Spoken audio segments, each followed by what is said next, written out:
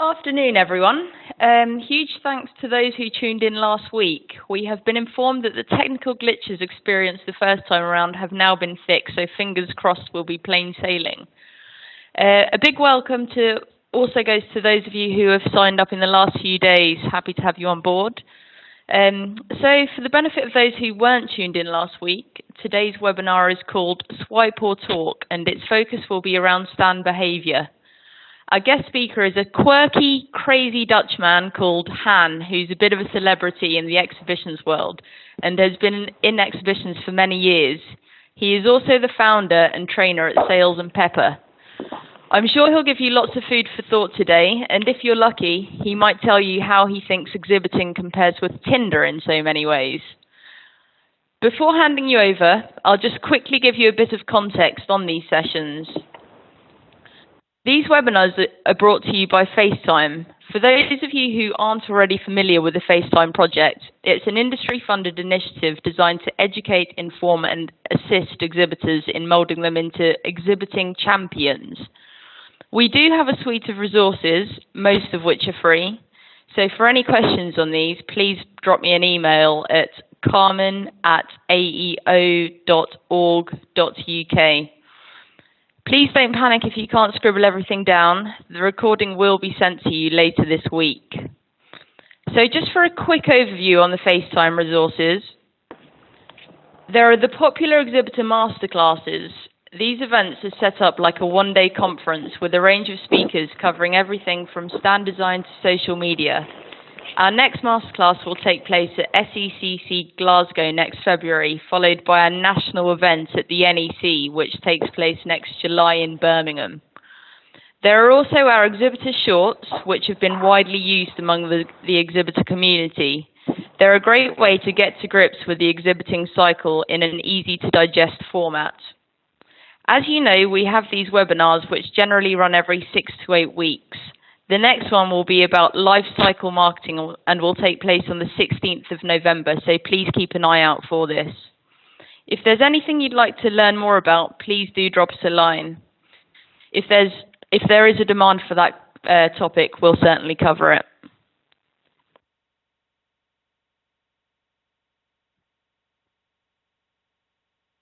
And additionally, from our resources, we also cover research, which goes a long way to demonstrating the power of live events, and lots of nifty downloadable guides, which does the same. So thanks for listening, and over to you, Han. Okay, thank you very much, and a warm welcome from a rainy Netherlands when I look outside. Special welcome to the two Lauras, Laura Barr and Laura McElroy. They were all asking in our chat section, is it working? And one of the Lauras repeated, yes, we're good to go. So that's good to hear. My name is Leenhouts, and trade shows, that is my thing. And my talk will be about swipe or talk. We heard a little bit about Tinder. Tinder is about swiping, and in a split second, you decide I'm going for it or not. Actually, the same happens at trade shows. In a split second, someone will decide, yes, I'm going for this proposition or not. Well, the upcoming half an hour, 45 minutes, I'll be talking about this. You'll see the slide with the name of my company, Sales and Pepper. So why do you become a specialist in trade shows and trade show and stand behavior? The reason is I am a former stand builder, saw a lot of people struggling with the stands I built for them, so I decided to move on to training and to help them to make stands work. So that's a bit about the history. Well, swipe or talk. These days, everybody has a smartphone, and the thing you might ask yourself is, do we do more swiping or talking? I train a lot of young people, and when you look at young people, they seem to have, forgotten the way to communicate and really talk. Trends in communications are that this is the way how we learn our youngsters to communicate. This is what we say to them, this is the way to do it. And it's kind of funny because they will sort of do not learn the way it should be, like talking in person. I mean, we all recognize this picture when we're in the tram, and we also recognize these youngsters at a couch. I mean, being alone together is the right words with this picture. And this is actually happening now. So I'm a little bit worried about this, because those youngsters, we need to tell them and to teach them how to talk, because that's what happens at a trade show a lot. Live communication, the area where you probably are interested in, otherwise you wouldn't be listening in, is about using all the senses. I mean, sight, touch, hear, taste, and smell. And when you look at those smartphones and stuff like that, when you do the swiping, then you do not have that. I see what someone says, the sound is internet crash. Well, that is not what it should be. Someone is not hearing me right. Well, I'll just go on and give us a comment if things are not okay with the sound. Probably its connection speed is what the people are telling us. Well, the goal of many exhibitors is that they want to expand business. And here you see this is probably the most difficult slide of the whole presentation. Here you see a small model, and it's made by a man called Ansov. And when you look at trade shows, you can actually, you can look at it in many ways, but this is one way to look at it. You can do market penetration, product development, market development, and diversification. You can sell more products to people you already know, sell new products to them, or you go to a new market, or you go with new products to new markets. Now, when you ask people to choose from one of these four, they most of the time choose all four. They say, oh, we want to do it all.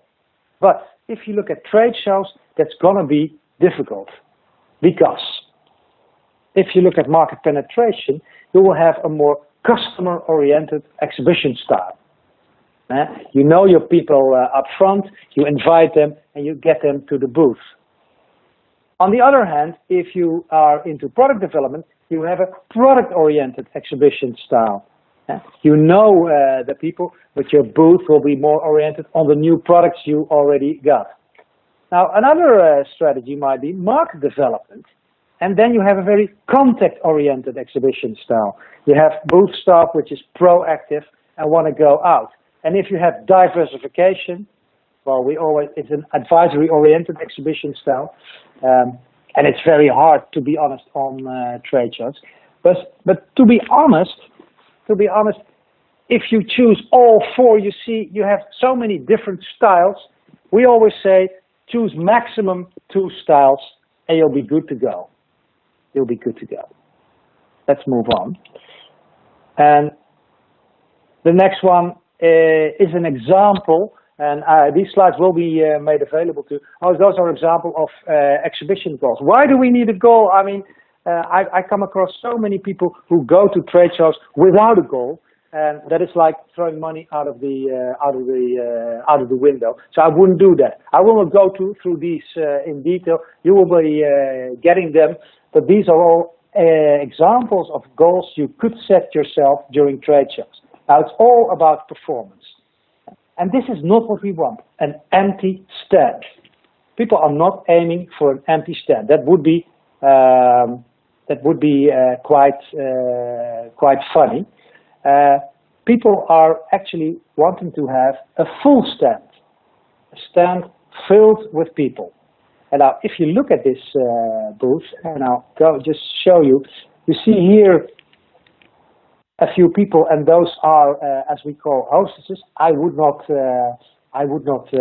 recommend to hire these. And you see here 3 kinds of people.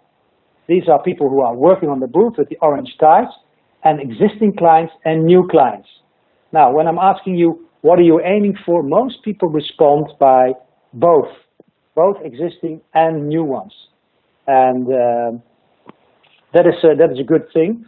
But exactly the fact that you are looking for new ones this means that you have to have a very proactive approach at the trade show. And there are a lot of challenges to overcome during trade shows. Let's go to this example. Look at these people. These people are from a small construction firm, and they are going to a trade show. They're going to a trade show. And the question is, what do they need? They come across a stand, and they are selling these products. Now, we all know what these are. These are drilling machines. Now, the key question here is, do they need a drilling machine? Is that their need? The answer is no. What they need is the following. They need holes. They need to drill holes in different kinds of materials. That's their real need. So the question is, when you build a booth, are you showing the drilling machines or are you showing the holes? We always ask our clients, what are the holes you are providing? A very important question to ask yourself. This is interesting. Most people at trade shows do this. And they should do this. Now, what is the difference? We can all see that. I'll go back one slide. Most people talk a lot, and then they start asking questions. And we ask them kindly to do the following. First, ask a lot of questions, and then start talking. That's the better way, the better thing to do. When you look at trade shows, you could say that all the people who are present at the trade show have opted in. We all know this from marketing, that you have to opt in when people want to send you a mailing. They have all opted in. They say, yes, it's okay to approach me. Do remember that when you're at a trade show, people are all opt in and not opt out. They will not complain to the organization. These people try to approach me. Will not happen. And of course, what I said, you have to have objectives, and they all lead to ROI, which stands for return on investment. Or as the other day, I read a book and it said, reward on ideas. I love that definition, reward on ideas. Now, you have to have a campaign, of course, getting people to your booth. That's an important one. And then the team. Because the session is swipe or talk, then we concentrate on the team. You have to have one team with one dream, one goal, one precise decision where you're heading, especially during the trade show. So people bring in the best people. Now look at this, the best people. On the left, you see the international sales team and you see the motivation pouring out. And on the right, the slogan is creating the right environment.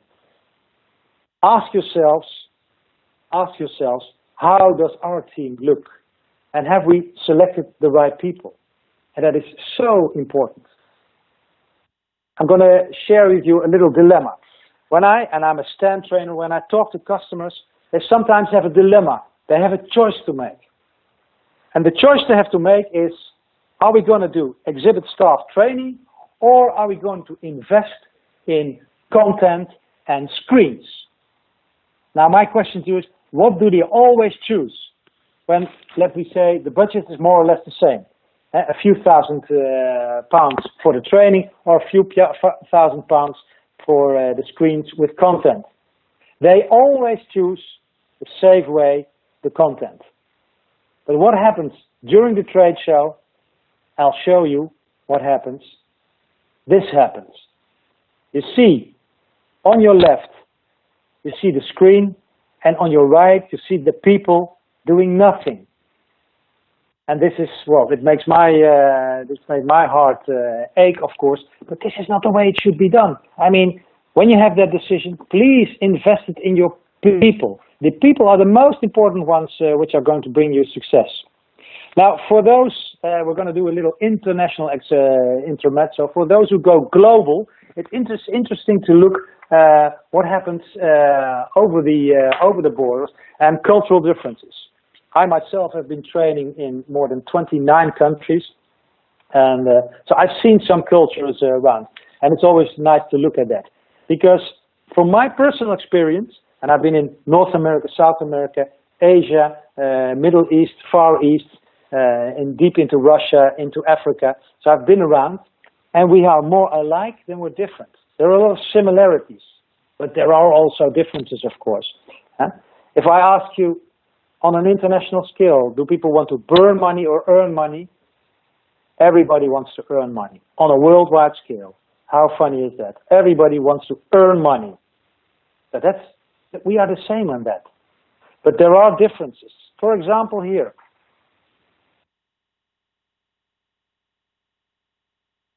You can all read. This also happens and affects us. I got another one for you. It's all a matter of perspective. I got another one for you. Well, I hope you all can take this. This is not too far. I mean, we're from Holland. We're quite direct, and we can have this. Now let's do a little test with everybody in the audience, and we'll do it by yourself. The little test. If I say to you, you have to go to France for a trade show, what are the first associations you have when you think about the French people? And when I ask you that question, some images will pop up. And these images might be the following images, like croissants, escargot, crème brûlée, fashion.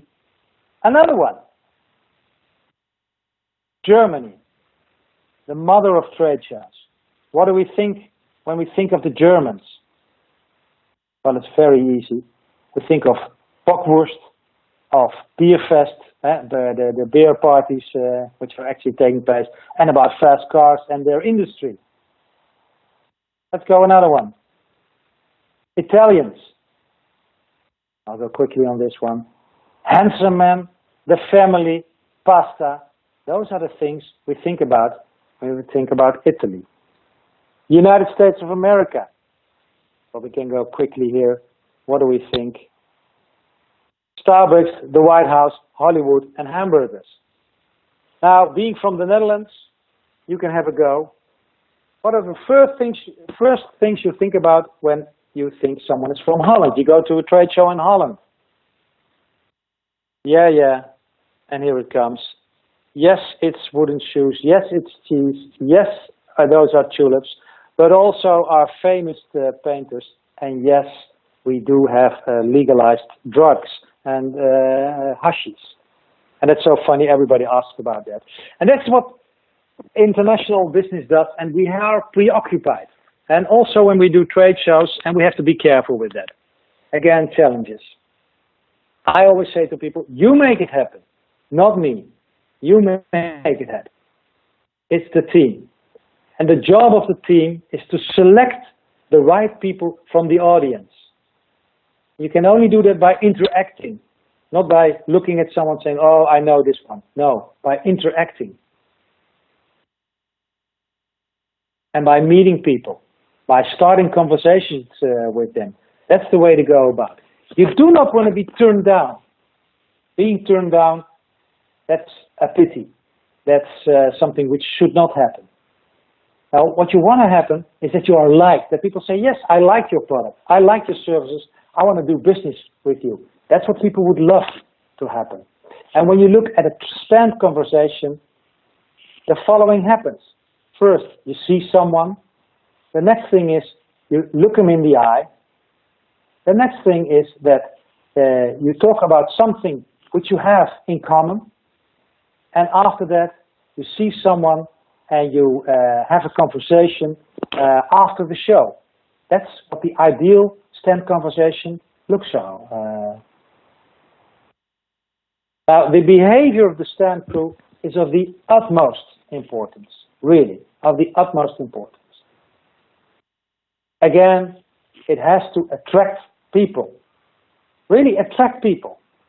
It has to connect new people you do not know or the existing clients to your company. That's the job of the stand group. Now you're all from that's the assumption that you're all from the UK. So you do know John Cleese. I'm an international audience. Sometimes I have trouble with that. And John Cleese has made an instruction video next to Fawlty Towers and Monty Python's Flying Circus. He also made corporate training videos. Also one on stand behavior.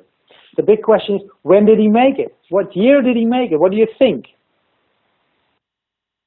Well, the year is, ladies and gentlemen, 1975. I always ask audiences, why am I so happy with the year 1975? And a lot of people say, well, maybe that's the year you were born.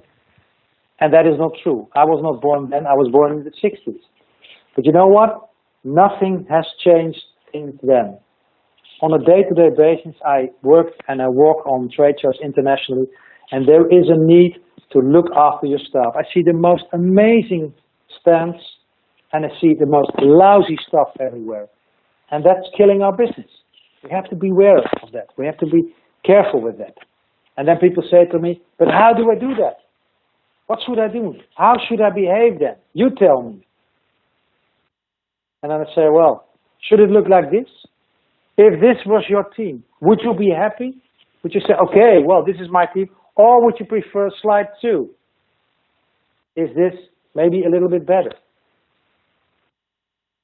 Now, if you look close to these pictures, some delegates say, well, come on, Ham, this is too much. This is over the top. And I do agree with them. But I always ask those people a question. Who decides within a trade show setting if certain behavior is over the top? Who decides that? And then people start thinking, and I want you to think about it. Who decides it?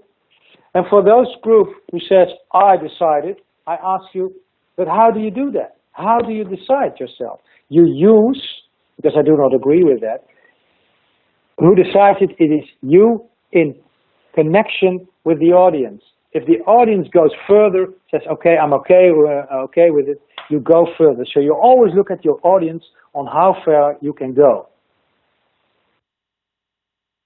Something else, when we look at trade shows, is very important, and that is branding. Branding is becoming more and more important. And it also makes its way into our world of trade shows. And let me just explain that to you. I live in the Netherlands, and very often I visit a venue. This is a little coffee corner at the central station of Utrecht, which is in the center of the Netherlands. And I can get a coffee there, and there is no line, it's cheap, and it's very good coffee. I never go there. I never go there. I always go here. Now, why do I do that? Why do I go to Starbucks? That is all about the brand. The brand gives me a certain feeling, and all the people behave in cohesion with that brand. It is attached. It's a logical thing. Now, your logo here says, when someone is looking at your logo of your company, what kind of feeling will they get? How does this brand feeling work for your company? And do all your colleagues within your stand know how it has to work? That's the big question here. Now, here we have two backpacks. And the thing I'm going to talk about now is the following. Which one would you choose when you go to trade shows? Which backpack would you choose? The left one or the right one? The left one has one opening, and the right one has zippers. And within this backpack is all your knowledge, energy, and everything you want to share with those people at trade shows.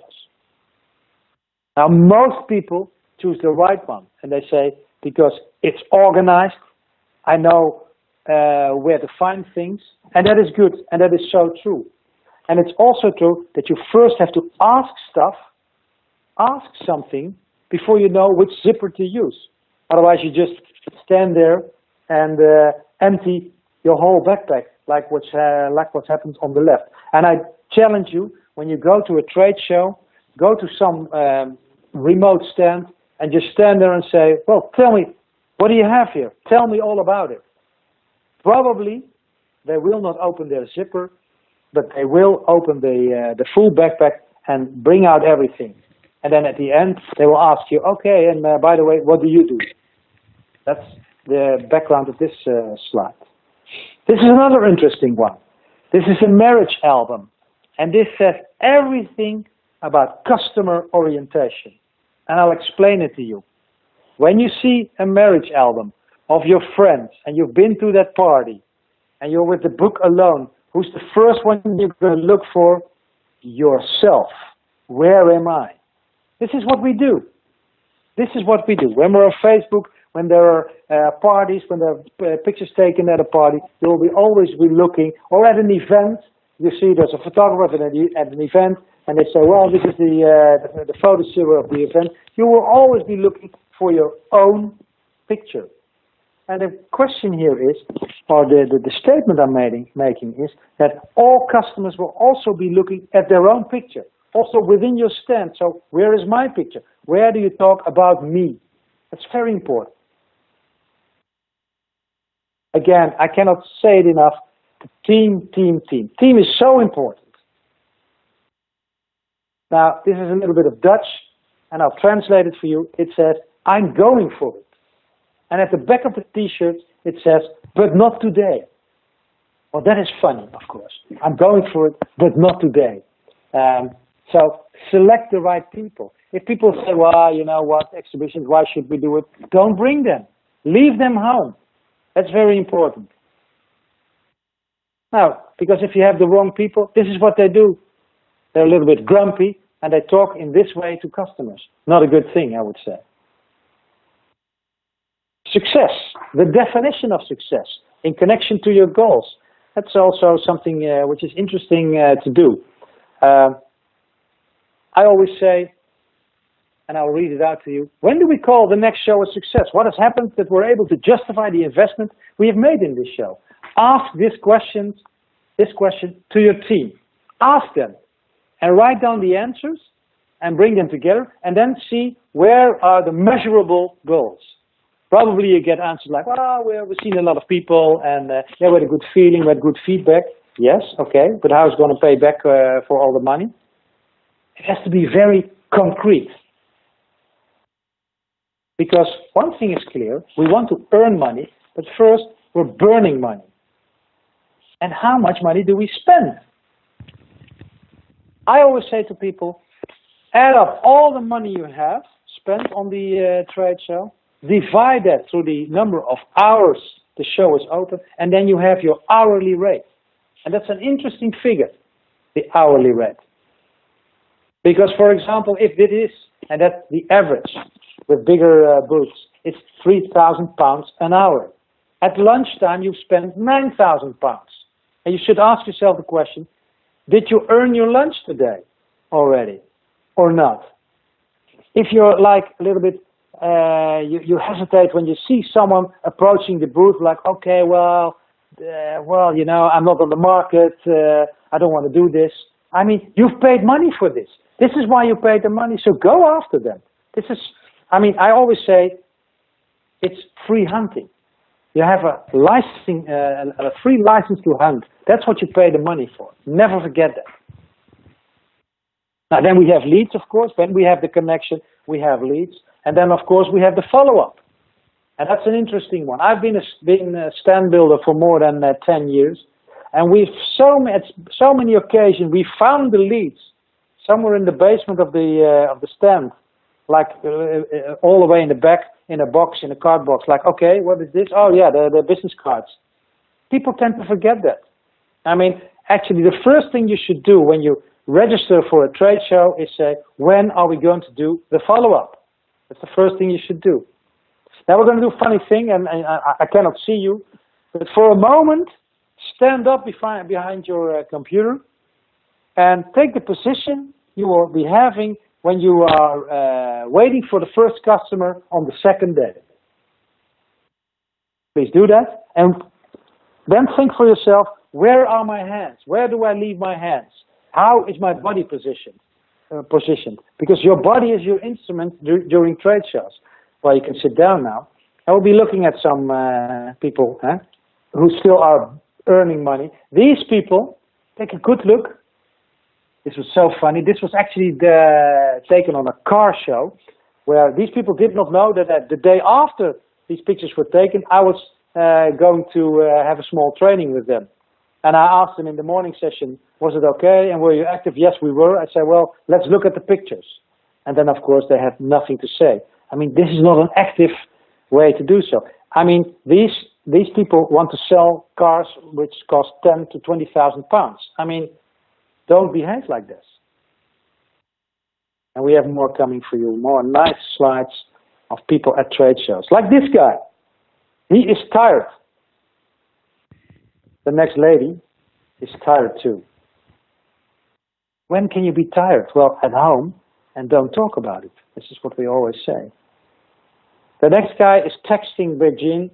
Yes, all the samples have arrived. Yes, I've got 2 chairs and I got 1 table. But look on the right, there's already one potential customer watching. So what is he doing there? He has to get up and move his bum, so to say. This is always an interesting one. The clothing. What do we do about company clothing? We have many discussions on that. I always say, focus on your target group. If they think this is acceptable, then it's okay. But do remember that if you are with 4 ties together, it looks like a blue scrum. And that doesn't look nice. So you have to be aware, of that. This is an interesting one. I'll show you the arrows. The green arrow guy is doing perfectly all right. The other people with the red arrows, I approached them. I said to them, what are you doing? And they say, we're working. And they were actually referring to their normal job. A lot of people come to trade shows and they think, well, normal job continues. That is not true. Your normal work, well, it does continue, but you cannot join in. You are at the trade show. That's your main job there. Many people tend to forget that. And that's actually a pity, of course. Well, here we have also some people making phone calls. That's what we see all the time. And yeah, well, for example, this guy. Where do you think he works? Most people say, oh, probably he works for Nespresso, which is not true. This is the national account manager for Illy Coffee. And when he's making a phone call, he goes to the competition. Not a very nice thing to do, but a little bit smart could be said too. I love this one. I mean, this lady had a product, and it's not for every case. You cannot apply it always. But she said, you know what? I'm going to put my product on my dress to show it. Well, and one thing for sure, she had a lot of attention. I love this one. This guy, well, say no more. I mean, this is a conference, and this is in the early mornings. Everyone is ready, but half an hour later, this is the conference. And still you have people doing nothing. I mean, but this is where you have to make the money. This is where you have to make the interaction, because it's full. It's a full house. This is what trade shows is about. A lot of people where you can do stuff. Here you see a lady interacting, trying to stop the guy. He was always past. But she made a little remark, and he stopped, turned around, and they had a conversation. Meanwhile, the competition on the left, you see they're having a sales meeting, and the guy on the right is, of course, showing off how good the bets are. I mean, what do you want to do, and how do you want to sell? This is also interesting when we have a lot of screens. I always say to people, look behind you. I mean, it is nice to have demos, but you know what? The real stuff is happening behind this guy. We all know Starbucks talked about them earlier. You see, and this is a trend of the last years, better coffee coming onto trade shows. And always say, use the Starbucks method with the cups. That's a good thing to do. For example, here on the left and on the right, you see 2 bars. And it's in the morning and it's still empty. Now, in the afternoon, this was the bar on the right. It was filled with people because the stand crew was very active. They did stuff. They interacted. This one, I must talk to you about this. This one actually happened in London to me only 3 weeks ago. A lady came up on me with this iPad and said, "What kind of coffee do you want?" I just said cappuccino, as you can see, and then she put in my name, and then you see the little sticker on the cup. I was sent to the bar. Your name will be called, and then you get your coffee. I stood there, "Mr. Haan, here's your cappuccino." I said, "Thank you very much." And then I stood there. And then I stood there again for like 2 or 3 minutes. Like, now everything is going to happen. Now they're going to interact. And nothing happened. Well, that's a missed chance. I mean, I love the system, but then the stand crew should encounter with me, "Okay, who are you? You're drinking my coffee. What can I do for you?" Stuff like that. "Why are you here?" Etc., etc., etc. Demo. Great to do. I mean, I see a lot of demos on trade shows. And you see, there's a lot of crowd here with Philips. That's a good thing. But what is the most important moment of a demo? That's when it ends. At the end, you should gather and keep all the people who are there. Know why were they looking? Why was it interesting to them? Stuff like that. You have to train your staff to do that because it's awkward. This is interesting. This is interesting. Look at it. I mean, on the left, you see the guy with the green arrow. He's having a little demo. But what happens on the right? Some overweighted guys are doing nothing. They think, "Oh, okay, we have this clown. He will do the show." Yes, of course he will do the show, but there won't be an after show. And that is a pity, of course. Well, let me refrain from any comment on this one. We're slowly coming to the end. This is the high fruit and the low-hanging fruit. I mean, low-hanging fruit is people you already know, and the fruit which is high above, that's the fruit we want to grab, the new people. Now,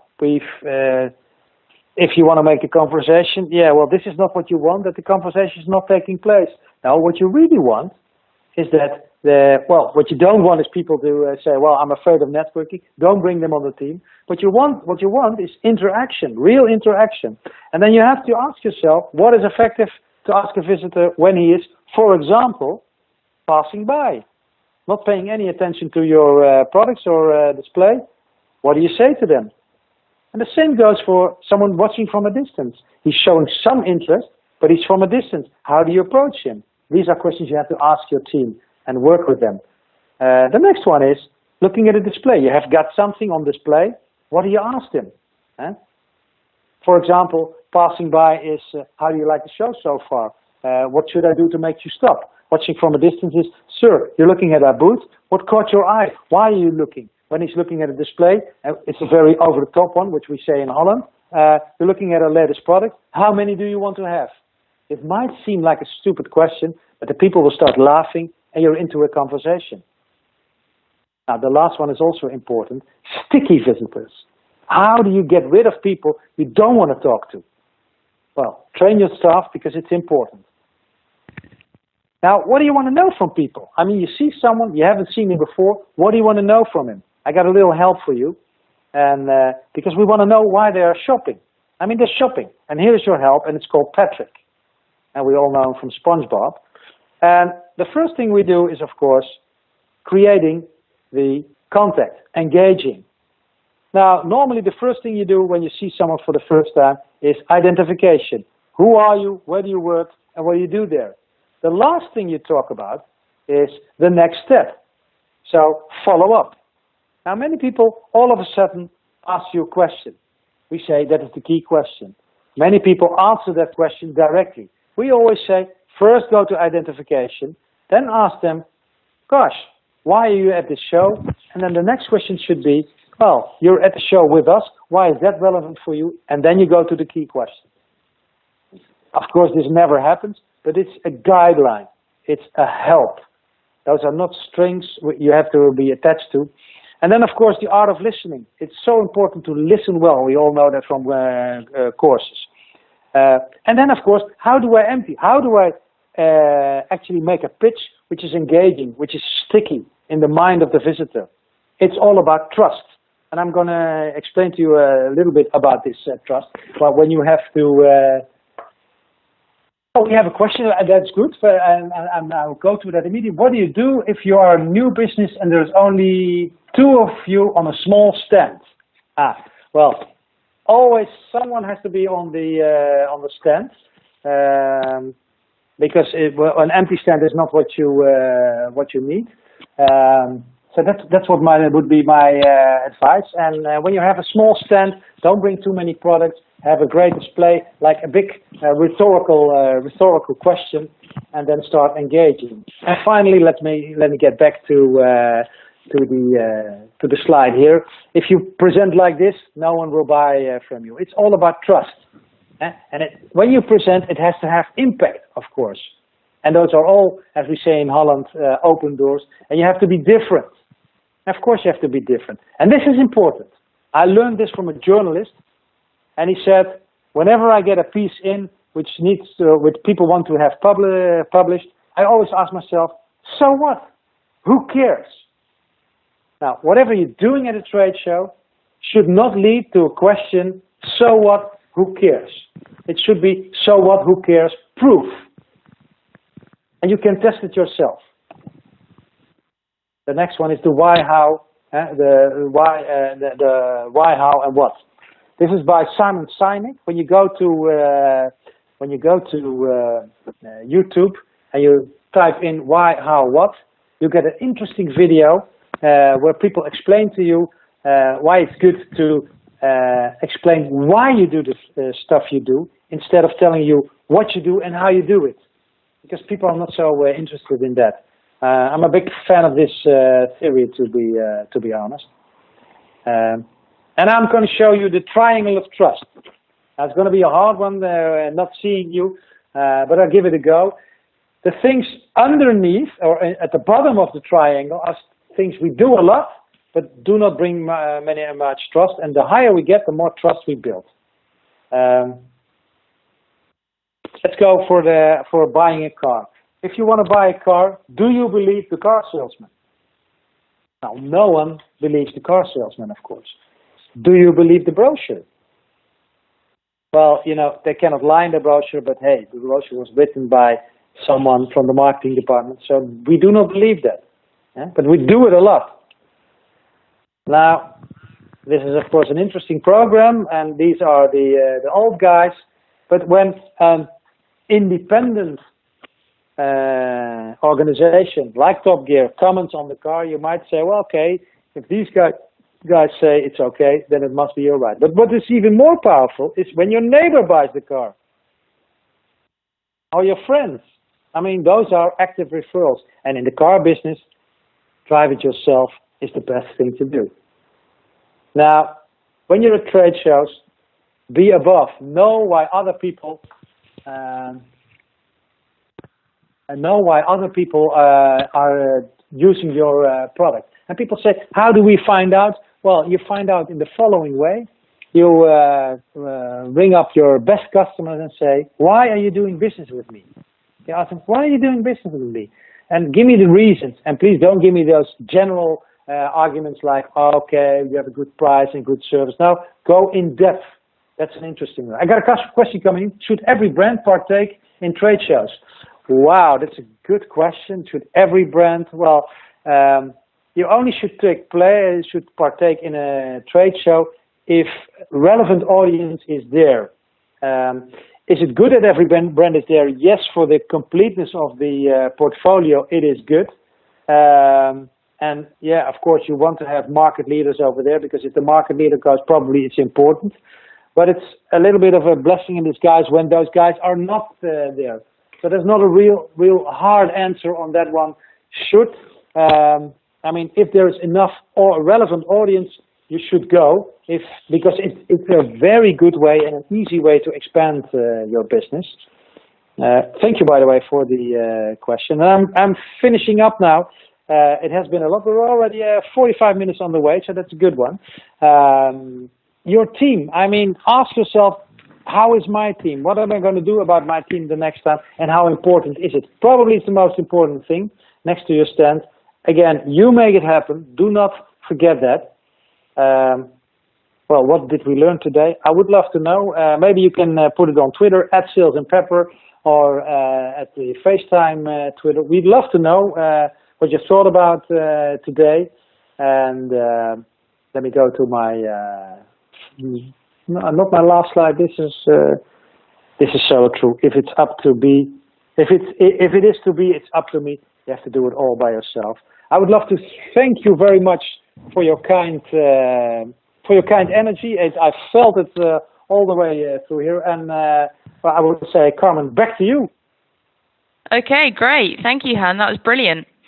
So I hope everybody's found something in that session that motivates them, that they feel that they can put into practice at their next trade show. Or thank you all for tuning in. If anyone thinks of any question that they haven't thought of just yet, please do, as Han says, either reach out to him at Sales and Pepper on Twitter or us at FaceTime UK, or feel free to drop me an email. And if it's for Han directly, I'm happy to get in touch with him. Thanks once again for tuning in. And as mentioned earlier today, the slides and the recording will be with you later this week.